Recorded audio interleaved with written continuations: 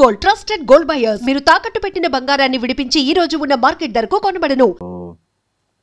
So basically graduation అయిపోయింది. I was about to fly to New Zealand masters చేద్దామని చెప్పేసి అనుకున్నాను. సో లేటర్ ఆన్ ఒకసారి ఇట్లనే అంటే shopping everything is done. So next day evening ఇట్లా ఫొటోస్ ఎడిట్ చేస్తూ కూర్చున్నాను ఇంట్లో. ఫ్రెండ్స్ వెళ్ళి బికాజ్ యాజ్ అ ఫోటోగ్రాఫర్ మాకు లేట్ నైట్స్ తిరగడం అలవాటు బాగా. సో డిన్నర్కనే బయలుదేరాం as regular day. So then I went for a dinner.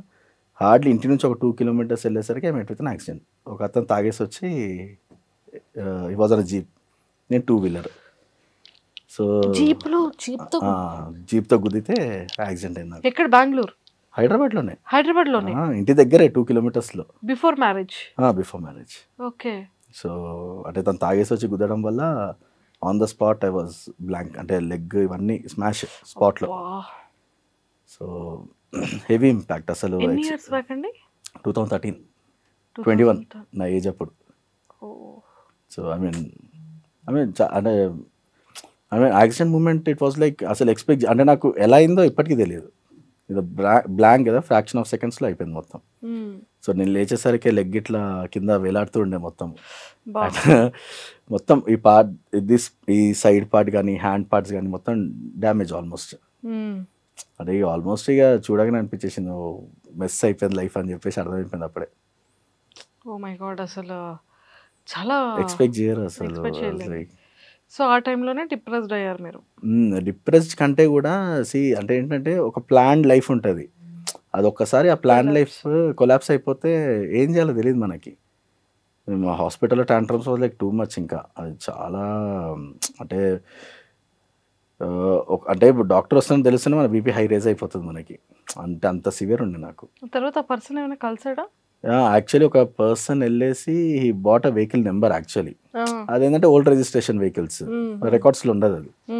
మా డాడీ డిపార్ట్మెంటే కాబట్టి డైలీ మార్నింగ్ అదే ఏరియాలో తిరుగుతుంటే we found him.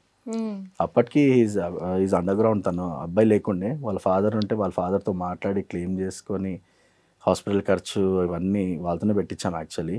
But after 2 years I saw that person on live. ఈ పర్సన్ యాక్సిడెంట్ అనేది కోర్ట్కి పిలిచినప్పుడు దెన్ ఐ థాట్ అయిపోయింది కదా, లైఫ్ స్మూతే ఉంది కదా ఇప్పుడు అని అనిపించింది. కానీ బట్ లేటర్ ఆన్ ఏజ్ పెరిగే కొద్దీ అది ఎంత పెద్ద ఇంపాక్ట్ చేస్తారో నాకు తెలియలేదు అసలు. అంటే ఆ మూమెంట్కి నడుస్తున్నాము ఫైన్, వీఆర్ స్టాండింగ్ అనే ఫీలింగ్ ఉండేది మనకి.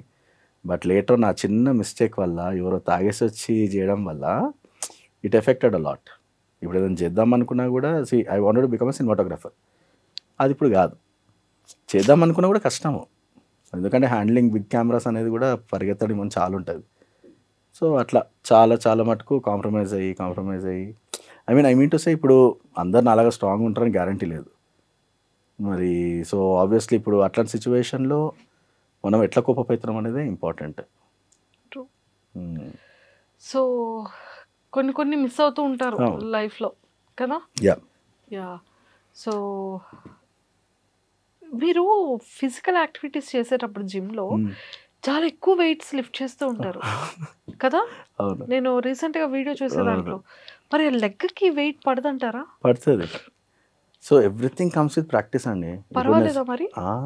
స్టార్ట్ అంటే ఒక మనిషి ఆబ్వియస్లీ స్టార్టింగ్ పర్సన్ వేరు, ఇప్పుడు ఆల్మోస్ట్ 10 years తర్వాత ఇప్పుడు పర్సన్ వేరు. ఆల్మోస్ట్ అది రగ్గడ్ స్టోన్ అయిపోయి ఉంటుంది మొత్తము. సో ఇప్పుడు ఎంత ప్రెజర్ వేసినా కూడా తట్టుకునే శక్తి అవుతుంది. వెయిట్స్ అవన్నీ డజంట్ మ్యాటర్ ఇప్పుడు. సో యా వెరీ అంటే అట్లా అడాప్ట్ చేసుకోవాలి ఏదున్నా కూడా. ఇప్పుడు అది కాదు అని కాకుండా you have to search for an alternative. ఇప్పుడు దేనికో దానికి ఆల్టర్నేటివ్ కంపల్సరీ. ఇప్పుడు పుట్టడంతో నడక రాదు కాబట్టి ఆబ్వియస్లీ మనం కూడా దాని పరంగా వెళ్తేనే మన టెక్నిక్స్ అనేది తెలుస్తాయి మనకి ఎలా ఏంటి అనేది. ఓ లిమిట్ అనేది ఉంటుంది, ఏది చేయవచ్చో ఏది చేయకూడదు. సో అట్లాంటి ఫాలో అయిపోతే యూ కెన్ డూ వర్కౌట్స్ కానీ అన్ని ఎవ్రీథింగ్ ఇస్ ఐ డూ. మీరు యాక్చువల్లీ రాను ఇంకా బిగ్ బాస్ ఎపిసోడ్స్ చూస్తుంటే ఐ డాన్స్డ్ ఆల్సో. అసలు ఎక్స్పెక్ట్ చేయరు. లేదా టాస్క్లో కూడా మంచి పొట్టాపొట్టి ఇచ్చారని తెలిసింది. మీరు శ్వేత ఇద్దరు కూడా చాలా స్ట్రాంగ్ కంటెస్టెంట్స్ మాకు. అండ్ బయట టాక్ ఇది actually I have to tell something. అంటే బిగ్ బాస్లో ఉన్నంతసేపు కూడా ఇది యాక్చువల్లీ బయట టాక్. ఏమనుకుంటారంటే కొంతమంది ప్రసన్నకు సింపతితో పడిపోతాయి కదా, సింపతి చూపిస్తే ఎలా ఇదని చెప్పి అన్నారు. ట్రస్ట్ మీ, మీరు ఒక్కసారి ఎపిసోడ్స్ చూసాక ఎవరు నన్ను సింపతితో గేమ్ ఆడరు. యా ఎట్లుంటుంది అంటే లిటరలీ ఒక మనుషులు ఫైట్ చేసి ఎట్లుంటుందో అట్లా ఉంటుంది మీకు, అంత భయంకరంగా ఉంటుంది అంత లిటరలీ. ఫైట్ చేశారు. అంటే లుక్స్ కూడా అట్లే ఉంటుంది. అంటే when you on the stage కదా, తిను ఫిజికలీ ఛాలెంజ్డ్, తిను కొంచెం లూజ్, ఏమీ లేదు. నీ నీ వాళ్ళకి మన క్యాలిబర్ తెలిసిపోయింది. సో ఇప్పుడు ఎట్లా అంటే ఐ వాజ్ వెరీ హ్యాపీ. ఇప్పుడు టీమ్స్ డివైడ్ చేసినప్పుడు కూడా first person they use to pick me. ఇప్పుడు ఫిజికల్ టాస్క్ అనగానే ఫస్ట్ పర్సన్ అట్లుంటుండే. Super. I was very happy. అంటే ప్రతి దాంట్లో I was the first person. So అలాంటి మూమెంట్స్ లోనే కదా బా నేను స్ట్రాంగ్ రా బాబు, నేను ఏదైనా చేయగలను ఫీల్ దట్. అంటే అక్కడే ఎన్లైట్మెంట్ అనేది అవుతుంది మనకి ఎప్పుడన్నా సరే. అక్కడ అంతమంది ఉన్నా కూడా ఫస్ట్ నిన్నే లేపుతున్నారంటే you are something special and you are something strong enough. Okay, అంటే appearance will make a matter to you. మనం చేస్తామా చేయమా సెకండరీ, కానీ వీడు మన దాంట్లో ఉంటే అడిగారు కూడా. శ్రీముఖి గారు పర్టికులర్గా అడిగారు, ఎందుకు ప్రసన్ననే కావాలి మీకు, వై నాట్, అక్కడ అంతమంది ఉన్నారు కదా, ప్రతిసారి తను ఎందుకు పిక్ చేసుకుంటారని కూడా అడిగారు చాలా మందిని.